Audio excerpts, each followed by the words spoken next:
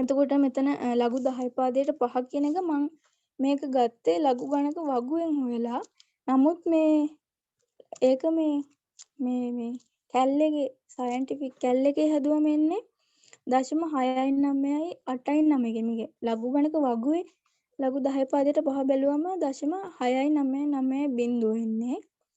මේ කැල්ලේ කියන්නේ 6.9යි 8.9 කියන්නේ එක දශම ස්ථානික වෙනසක් තියෙනවා. ඒක නිසා ඒක ගණන් ගන්න එපා. මේ ඕන එකක් ගන්න දෙකෙන් ඕන එකක් හරි. ඊට පස්සේ සමාන ලකුණේ අනිත් පැත්තේ m ගුණ කිරීම ලඝු 10 පදයට 1.008 කියන එකේ ලඝු ගත්තම මේ ලඝු ගණක වගුවේ ගත්තම එන්නේ 0.003 කියලා. 0.003 කියලා තමයි එන්නේ ලඝු 10 පදයට 1.008 අගය. නමුත් මේ ලඝු වගුවේ ගත්තම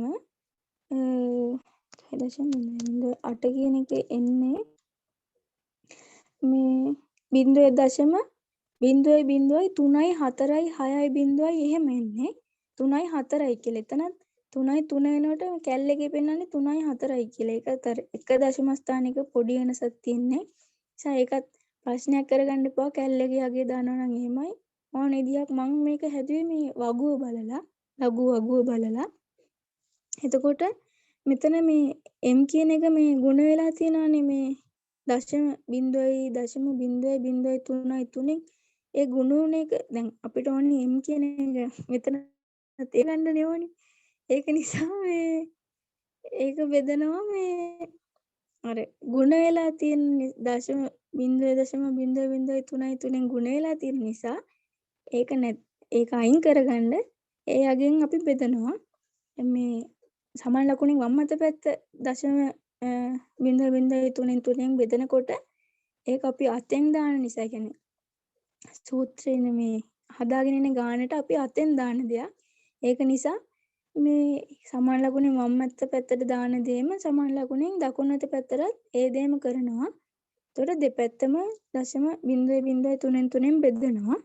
එතකොට මේ ගුණ වෙලා තියෙන එක බෙදන එකට කැපිලා යනවා. එතකොට මේ එහා පැත්ත එක පැත්තක ඉතිරි වෙන්නේ m කියන එක විතරයි. ඒත් අනිත් පැත්තේ ඉතිරි වෙන්නේ 0.699 බිංදුව බෙදීම 0.003. ඊට පස්සේ ඒ දෙක බෙදලා මට උත්තරේ එනවා m කියන්නේ 211.81 කියලා. ඒක ආසන්න වශයෙන් 212යි m කියලා මං ගත්තේ මාස ගන්නනේ. ඒතකොට මාස 212ක් යනවා අපිට මේ ගාන්න කියන්නේ අද තැන්පත් කරන රුපියල් 100 රුපියල් 500ක් වෙන්න කොච්චර කාලයක් යනවද කියලානේ අහන්නේ. එතකොට මාස 212ක් යනවා මේ අද තැන්පත් කරන රුපියල් 100 රුපියල් 500ක් බවට පත් වෙන්න. ඒ අර පොලිය ලැබෙන පොලියත් එක්ක බැලුවම මාස 212ක් කියන්නේ මේ අපි මම ඒක අර මේ m කියන එක සමාන කරන්නේ මම මෙතන 12යි n සමානයි m කියලානේ ගත්තේ. එතකොට මෙතන n කියන එක n අවුරුදු අපිට ඕනේ අවුරුදු ගාන හොයාගන්න. මම මේ මාස ගාන 12න් බෙදනවා. මාස ගාන 12න් බෙදුවම අපිට ලැබෙනවා අවුරුදු ගාන. කියන්නේ 212 මම 12න් බෙදලා තියෙනවා. එතකොට මට එනවා 17.666 කියලා එහෙම. ඒක ආසන්න වශයෙන් සමානයි 17.7යි කියලා. මේ මං ගත්තා. එතකොට අවුරුදු 17යි මාස 7ක් විතර යනවා මේ ඒ ගාන හම්බෙන්න. කියන්නේ අද රුපියල් 100 තැන්පත් කරන එක අර ලැබෙන පොලිය අඩු නිසා මේ පොලිය ලැබිලා මේ රුපියල් 500ක් වෙන්න මේ අවුරුදු 17යි මාස 7ක් යනවා. එතකොට ඒක තමයි උත්තරේ එන්නේ. මාස වලින් ලියනවා නම් 212යි අවුරුදු නම් 17යි මාස 7ක් විතර තමයි ආසන්න වශයෙන් යන්නේ. ඒක තමයි මේ තුන්වෙනි ගානට උත්තරේ. එහෙම තමයි ඒක හදන්නේ. මේ තේරෙන්නේ නැති තැනක් තියෙනවා නම් අහන්න මේ ගානේ. ආයි කියලා දෙන්නම් ප්‍රශ්නයක් නැහැ. තේරුණාද?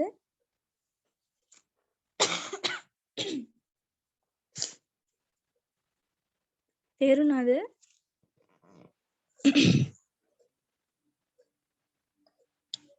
ඇහෙනවනේ කියනවා. තේරුණා නංගි. හරි ඊළඟ කොටස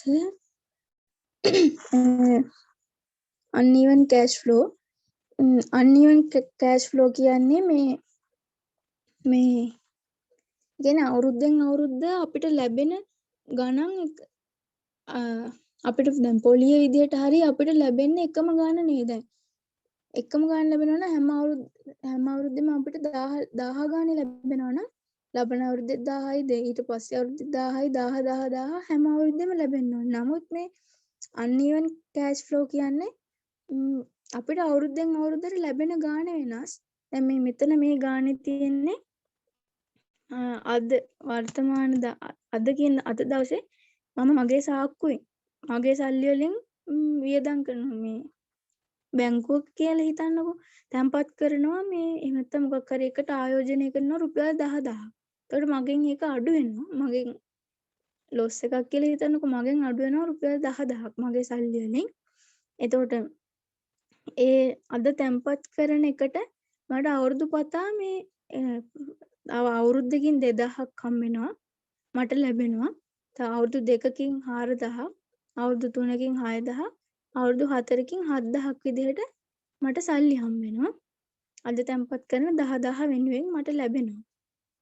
එතකොට මේ uneven cash flow එක future value එක හොයන විදිය තමයි හොයන්න තමයි මේකේ තියෙන්නේ.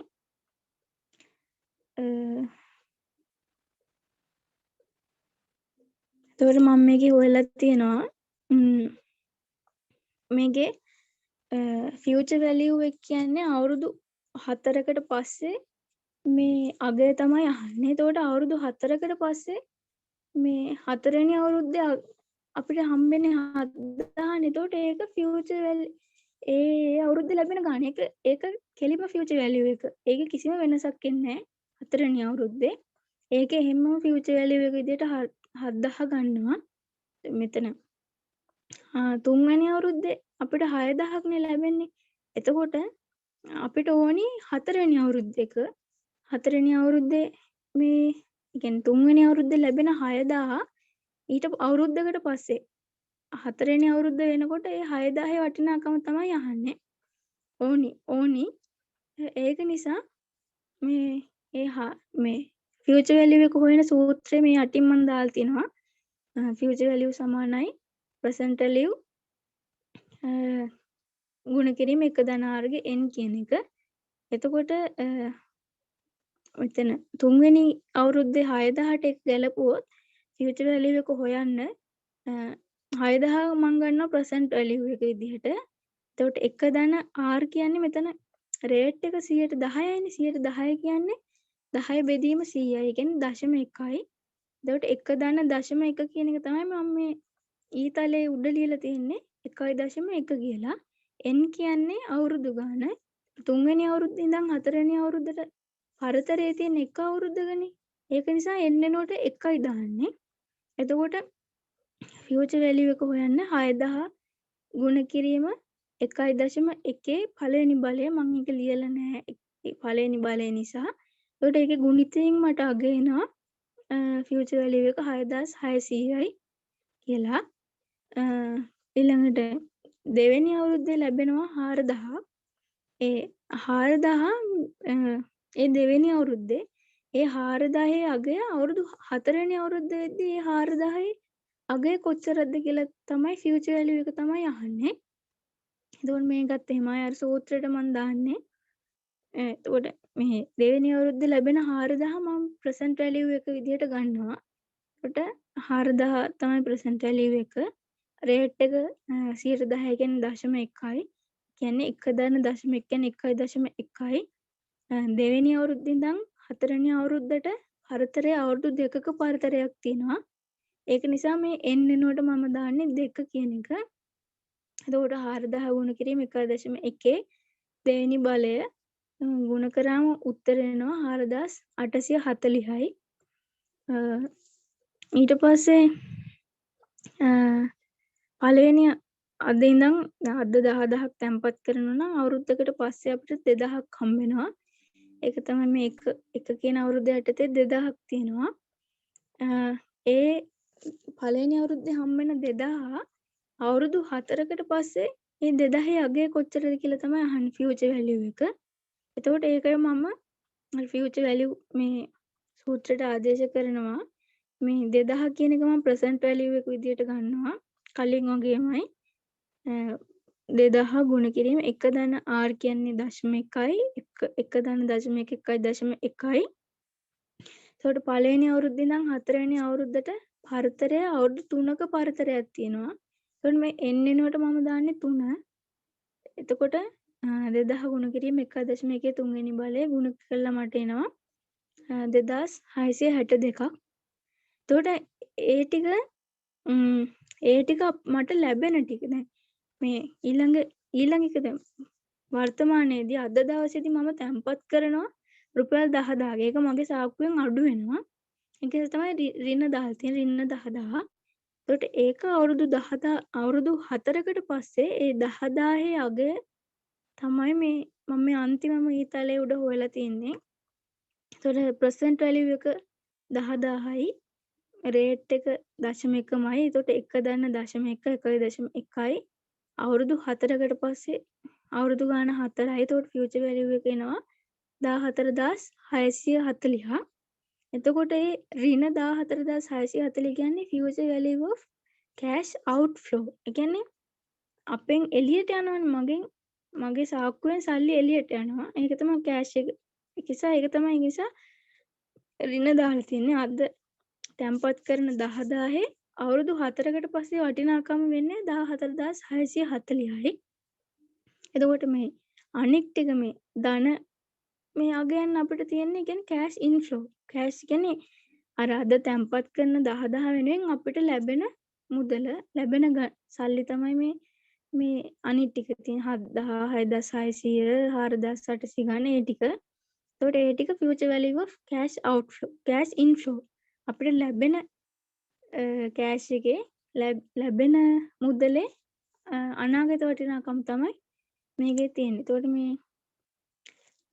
මම මේ හොයලා තියෙන්නේ uneven cash flow එක මේ future value එක හොයන්නේ මෙහෙම. මේක මේ ඔහොම හදන්න නැතුව ඉතින් මේ ලේසි නම් තමන්ට ලේසි විදියට හදන්න පුළුවන්. මේ වගුවක් ගහලා උනත් හදන්න පුළුවන්. එහෙමත් හදනවා ඉතින්.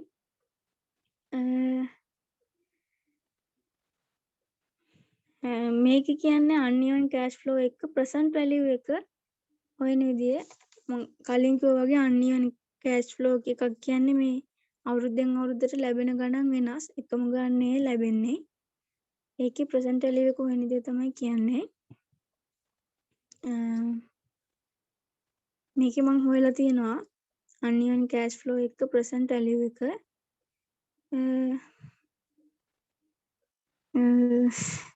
මේ 10000 මං අද තමයි තැන්පත් කරන්න කියන්නේ. අද රුපියල් 10000ක් account එකේ තැන්පත් කරනවා. එතකොට ඒ 10000 කියන එක අදනේ වර්තමානයේනේ. ඒක නිසා ඒක කිසිම වෙනසක් වෙන්නේ නැහැ. ඒක තමයි present value එක. ඒක එහෙමම ලියනවා. එනිසා අනික ඒවා අද තැන්පත් කරන 10000ට මට මේ පළවෙනි අවුරුද්දේ මේ පොලිය කියලා දානකො පොලිය විදිහට 2000ක් හම්බ වෙනවා. දෙවෙනි අවුරුද්දේ 4000යි. තුන්වෙනි අවුරුද්දේ 6000යි. හතරවෙනි අවුරුද්දේ 7000යි. එතකොට ඒ ලැබෙන මුදල් වල වර්තමාන වටිනාකම තමයි දැන් මේ හොයන්න යන්නේ.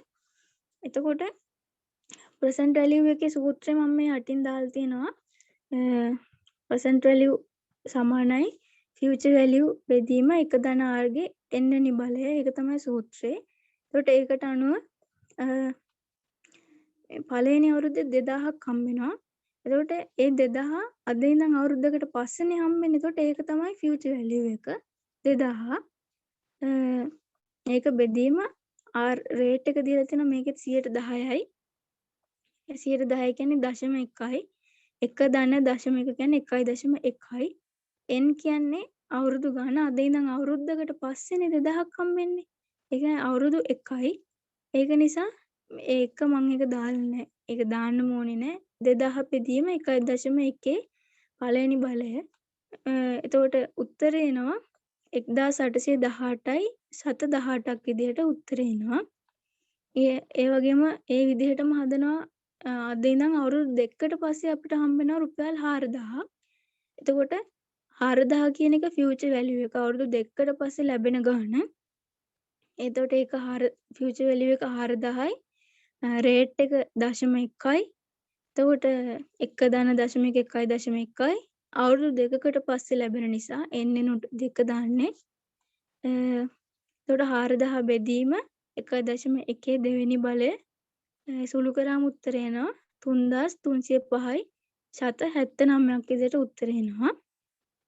ඊට පස්සේ අද ඉඳලා අවුරුදු 3කට පස්සේ මට හම්බ වෙනවා 6000ක් රුපියල්. ඒ 6000 අවුරුදු 3කට පස්සේ හම්බ වෙන 6000 අද වටිනාකම තමයි අහන්නේ. එතකොට ඒක හොයන්නේ ප්‍රසන්ට් වැලියු එක හොයන්නේ. එතකොට 6000 කියන්නේ ෆියුචර් වැලියු එක. 6000 ෆියුචර් වැලියු එක බෙදනවා 1.r කියන්නේ 0.1යි 1.1 කියන්නේ 1.1යි. අද ඉඳන් අවුරුදු 3කට පස්සේ හම්බෙන නිසා n වෙනුවට 3 දාන්නේ. එතකොට 6000 බෙදීම 1.1 තුන්වෙනි බලය සුළු කරාම උත්තර එනවා 4507යි 789ක් විදිහට. ඊට පස්සේ යානික එකත් එහෙමයි. අවුරුදු 4කට පස්සේ මට 7000ක් හම්බ වෙනවා. ඒ 7000 කියන්නේ ෆියුචර් වැලියු එක. අවුරුදු 4කට පස්සේ මට හම්බ වෙන ගාණ. ඒ 7000 වර්තමාන වටිනාකම අහන්නේ. එතකොට ඒ 7000 ෆියුචර් වැලියු එක 7000 බෙදනවා 1 ධන රේට් එක 0.1යි 1.1.1යි අවුරුදු ගාණ 4යි. එතකොට 7000 බෙදීම 1.14 වෙනි බලය සුළු කරාම එනවා 4781යි 79ක්. එතකොට අද මං වර්තමානයේදී මං අද දවසේ මං තැන්පත් කරනනේ රුපියල් 1000ක්. ඒ කියන්නේ මේක මගේ පොකට් එකෙන් අඩු වෙන ගාණ. එතකොට ඒක නිසා ඒක මම ඍණ දාලා ලියලා තිනවා. ඒක present value of cash outflow.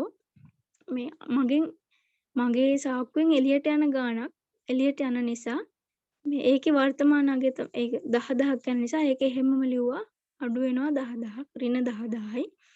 ඒ අද තැන්පත් කරන එක වෙනුවට මට අනාගතයේදී මේ ලැබෙන ගණන් තමයි 14000 6000 7000 කියලා තින්නේ. ඒකට ඒ වගේ වර්තමාන වටිනාකම් මම මෙතන හෙව්වා.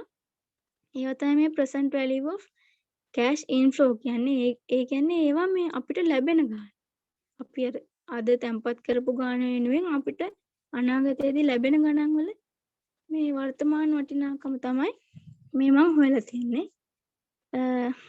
එතකොට ඒක තමයි unearned cash flow එක present value එක හොයන්නේ. මේකත් අපිට පුළුවන් මේ වගුව ගහලත් වගුවක් විදිහටත් හදන්න කැමති දෙයකට හදන්න පුළුවන්. තව කරන්නද නවත්තන්නද මොකද කියන්නේ? අක්කි මොකද කියන්නේ? තව ගොඩක් ටිකක් විතර තියෙනවා. ආශානි අක්කි මොකද කියන්නේ? පුළුවන් නම් ඉතින් ඉවරයක්ම කරමුනේ. ඉවර කරන්නද? ඔව් ගණන් අවුලක් ටික නැද්ද? දරා ගන්න පුළුවන් නේ. එහෙනම් දන්නේ ඉතින්. මොකද කියන්නේ අනිත් ටිකත් කරන්නද?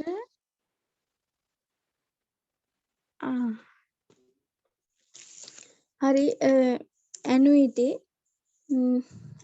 කියන්නේ ඇනුයිටි කියන්නේ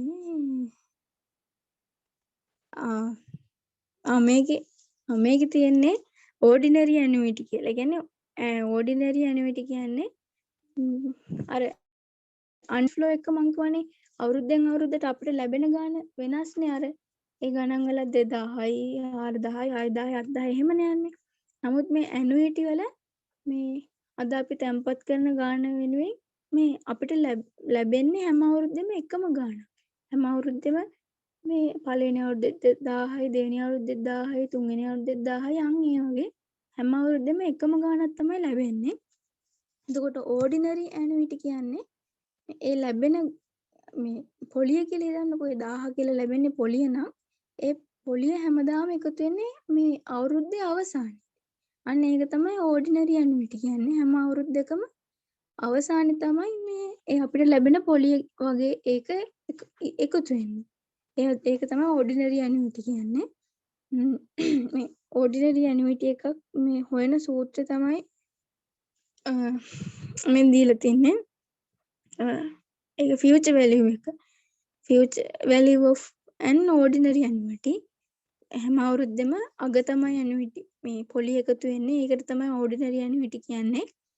අන්න ඒකේ ෆියුචර් වැලියු එක හොයන සූත්‍රය තමයි මේ දීලා තින්නේ. කෑෂ් ෆ්ලෝ CF ගුණ කිරීම එක ධන R ගේ n ඍණ 1 බෙදීම R කියන මේ මන් ලියලා තින්නේ. එතකොට ගාණක් දීලා තිනවා මේ මැඩම්. ඒ ගානේ විදිහට කෑෂ් ෆ්ලෝ එක මේ එන්නේ කියන්නේ හැම අවුරුද්දකම 1000 ගානේ තමයි හම්බ වෙන්නේ. කෑෂ් ෆ්ලෝ එක 1000යි. R රේට් එක දීලා තියෙනවා මේ 108ක් කියලා. අවුරුදු ගාන 3ක් කියලා දීලා තිනවා. මේ ඒකේ ගාන හදලම තමයි ගාන හදලා තියෙනවා මැඩම්. එතකොට ඒක මම ආදේශ කරා මේ සූත්‍රයට කෑෂ් ෆ්ලෝ එක 1000යි.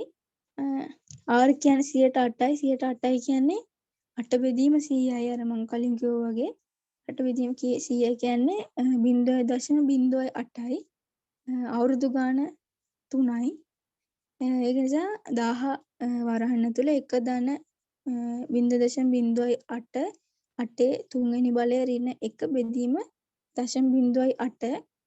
ඊපස්සේ ඒක මේ සුළු කරාම මට future value of annuity කියන එක හම්බෙලා තියෙනවා 3246යි 740ක් හම්බෙලා තියෙනවා.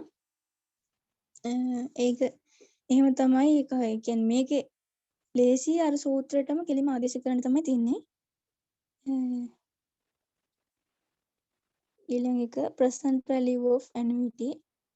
මේ ගානම තමයි මම ඊළඟ පිටුවේ හදලා තින්නේ. මේකෙත් මේ සූත්‍රේ එක සූත්‍ර දීලාම තියෙනවා. සූත්‍රේ හැදෙන විදිහත් මේ PDF එකේ තියෙනවා. මේ සූත්‍රේ කොහොමද හැදෙන්නේ කියලා. මේ එතකොට මේකේ ගානක් දීලා තියෙනවා. මේ කියනවා කෑෂ් ෆ්ලෝ එක 1000යි කියලා. අවුරුදු ගාන 3යි කියලා දීලා තියෙනවා. ඊළඟට රේට් එක ඔපචුනිටි කොස්ට් කියලා ගානේ තියෙන්නේ 108ක් කියලා දීලා තියෙනවා රේට් එක. එතකොට ඒක මේ අර කලින් වගේම තමයි මේ කෙලිම සූත්‍රයට ආදේශ කරා present value of annuity. cash flow එක 1000යි. ඊළඟ වරහන් ඇතුළේ එක ඍණ මේ එක ධන ආරුණුවට 108යි කියන්නේ 8යි. n කියන්නේ අවුරුදු 3යි. බෙදීම 0.0 ඒක සුළු කරාම මට එනවා 1000 වරහන් ඇතුළේ 7යි 9යි 3 බෙදීම 0.08 කොම සුළු කළා percentage කියන එක විත්නවා 2507 10ක් කියලා. එහෙනම් තමයි මේ ඒ ගන්නට උත්තරේ. කෙලිම මේ අදීලා තියෙන දත්ත ටික මේ සූත්‍රයට ආදේශ කළ හොයන්න.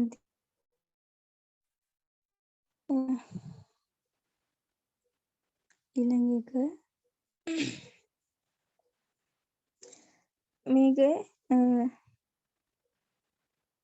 මේකේ annuity due කියලා තියෙනවා.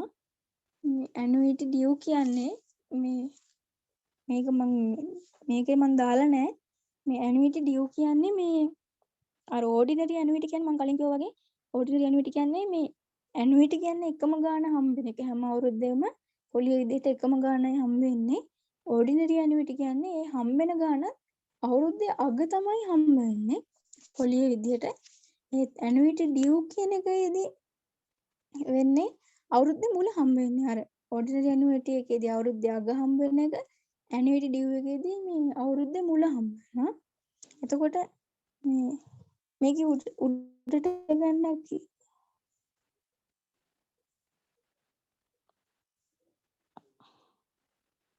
මෙතන මේ ordinary annuity එක ordinary විදිහට හැදුවොත් මේ හැම අවුරුද්දකම අග හම්බ වෙන්නේ. කියන්නේ පළවෙනි අවුරුද්දේ මේ අග හම්බ වෙනවා 1000ක්, දෙවෙනි අවුරුද්දේ අග තව 1000ක්, තුන්වෙනි අවුරුද්දේ අග තව 1000ක්. එතකොට ඒක හැදෙන්නේ මේ මෙහෙම තමයි future value ordinary annuity කිව්වා වගේ මේ ඒ වුණාට ඇනිවිටි ඩියු එකක අවුරුද්දේ මුල හම්බ වෙනවනේ. මේ හැම එතකොට බිඳුව කියන එකට තමයි මේ අවුරුද්දේ මුල.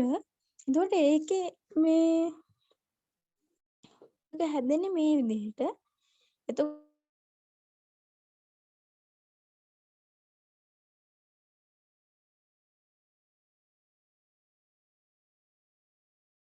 යටම දාලා තින්නේ පොඩ්ඩිටි එක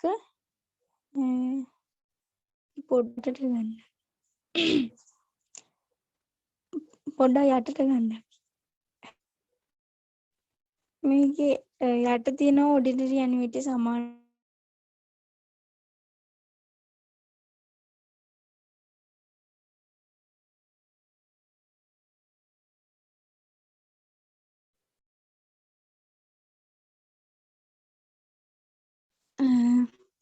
ඔඩිනරි ඇනිවිටි එක එන්නේ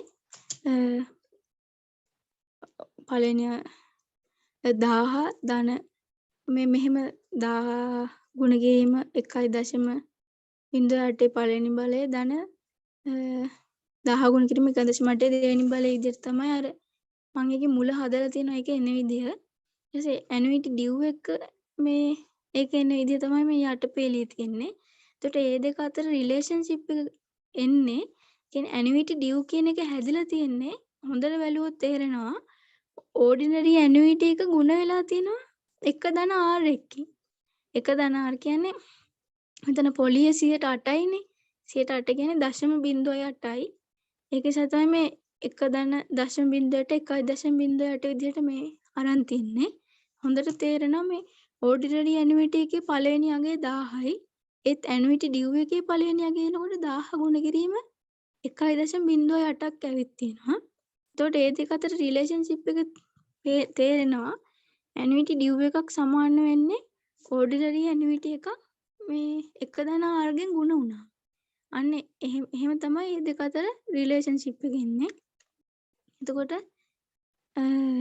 ඊළඟ පිටුවේ තියෙන ඒ සූත්‍රය මෙන්න මෙහෙම තමයි future value of annuity due එක.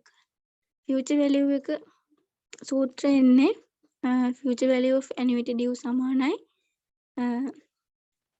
අර ordinary annuity එකේ future value එක හොයන එක තියෙනවානේ. CF වරහන් ඇතුලේ 1 r ගේ n ඍණ 1 බෙදීම r කියන කොටස ඒක ordinary annuity එක ඒක ගුණ වෙනවා 1 r එකකින්. අන්න එතකොට තමයි අපිට annuity due එක සූත්‍රය එන්නේ. එහෙනම් තමයි ඒක ගන්නෙ. ඒකට ගාණක් දීලා තිනවා. මේ තියෙන එක මේ ගාණ කියන විදිහට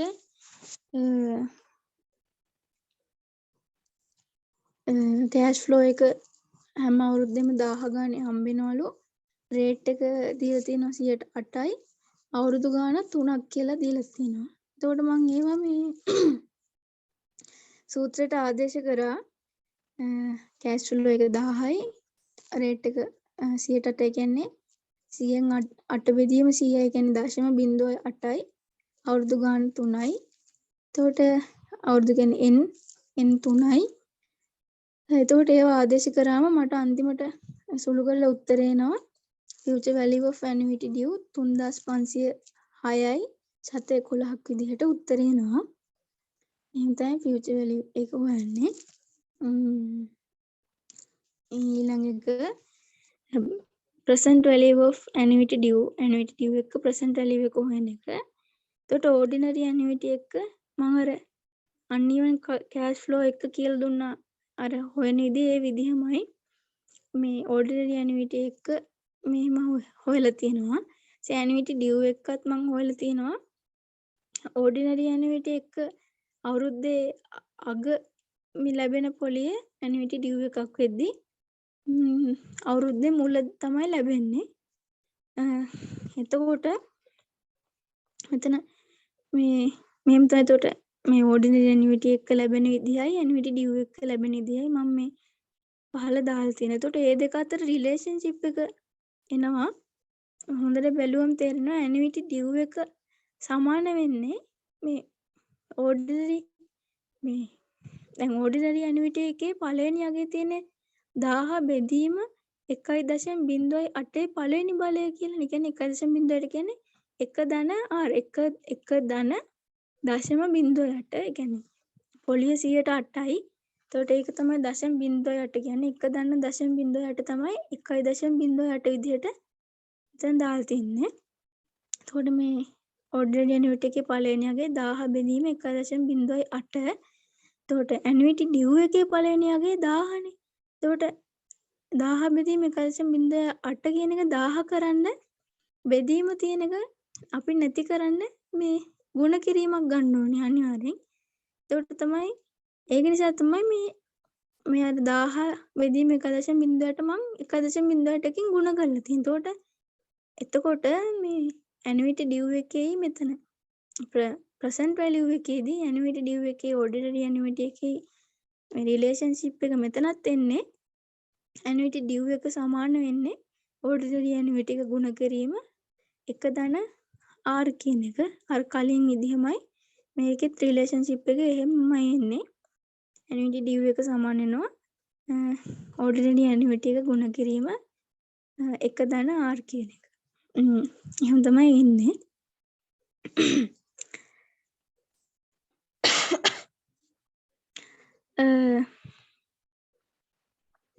ඊට පස්සේ ප්‍රසන්ට් වැලියු එක මේක මෙහෙම තමයි සූත්‍රය. මේ පළවෙනි එකේ පේනවා ප්‍රසන්ට් වැලියු of ඇනිවිටි ඩියු කියන එක CF වරහන් ඇතුලේ 1 ඍණ 1 බෙදීම 1 ධන r ගේ n බෙදීම r ඒක මේ 1 ධන r එකකින් ගුණ වුණාම තමයි ආයි ප්‍රසන්ට් වැලියු of ඇනිවිටි ඩියු කියන එක එන්නේ. ප්‍රසන්ට් වැලියු of ඕඩිනරි ඇනිවිටි එකේ සූත්‍රය 1 ධන r එකකින් ගුණ වුණාම ඇනිවිටි ඩියු එකේ සූත්‍රය එනවා. ඒක තමයි කියන්නේ. මෙතන මේකෙත් ගාණක් දීලා තියෙනවා. කෑෂ් ෆ්ලෝ එක එකේ කියනවා 1000යි කියලා. රේට් එක අර වගේම 108යි. අවුරුදු ගාණක් 3යි. එතකොට ඒ ගාණ මං මේ සූත්‍රයට ආදේශ කරා. CF වෙනුවට 1000 R කියන්නේ 108 කියන්නේ 0.08යි. N වෙනුවට 3 අවුරුදු ගාණ 3යි. එතකොට මට ඒක සුළු කරාම උත්තර එනවා present value of annuity due 2783යි 726ක් විදිහට. එහෙම තමයි ඒ ගානේ උත්තරේ එන්නේ. ඒ ටික එතෙන්ට එනකන් ඒ ටික තමයි මේ මම අද කරන්න කියලා හිතාගත්තේ. තව තියෙනවා amortization table කිය ඒවා ඊළඟ දවසේ කරන්නනේ. ඒ ටික තමයි අදට කරන්නේ. තේරෙන්නේ නැති දෙයක් තියෙනවා නම් අහන්න එහෙම. නොතේරුණ තැනක් තියෙනවා නම් කියලා දෙන්නම්. තේරුණාද?